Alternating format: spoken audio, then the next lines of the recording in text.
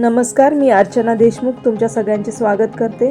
चला तर आज बनवूया आपण ड्रायफ्रुट्स आणि मेथीचे लाडू।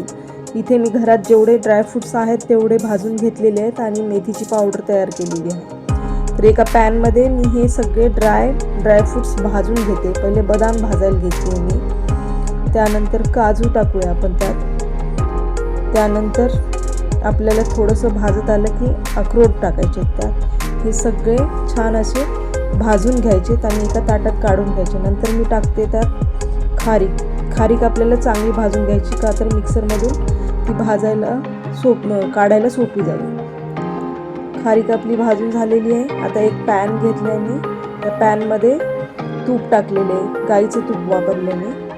आणि त्या तुपामध्ये आपण डिंक टाकलेला आहे। हा डिंक आपल्याला छान तळून घ्यायचा आहे, खरपूस तळून घ्यायचा की त्यामध्ये असं कचकच नाही लागलेलं पाहिजे।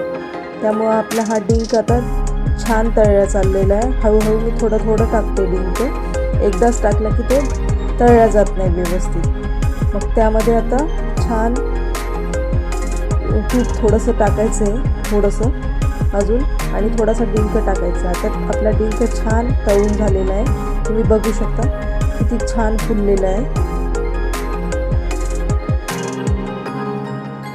आता हे डिंक आपण काढून घेऊया आणि हे सगळे ड्रायफ्रुट्स आपण मिक्सरमधून वाटून घेऊया छान।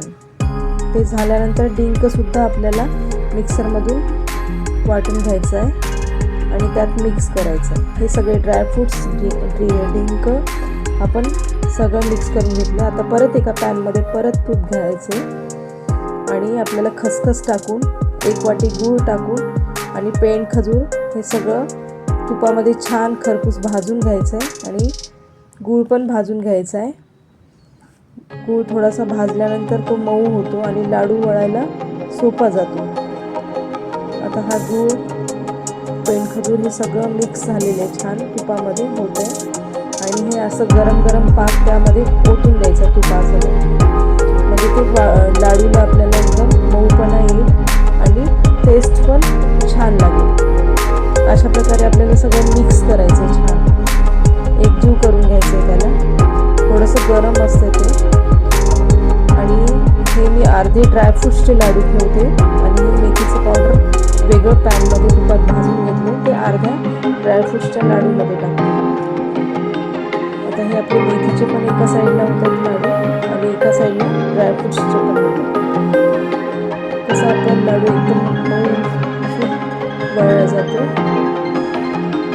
आपला लाडू असं छान बनवून झालेला आहे, तुम्ही बघू शकता। तूप पण जास्त टाकायची गरज नाही, एकदम छान बनलेलं आहे। हे आपले ड्रायफ्रुट्सचे लाडू तयार झालेले आहेत आणि हे आपले मेथीचे लाडू तयार झालेले आहेत।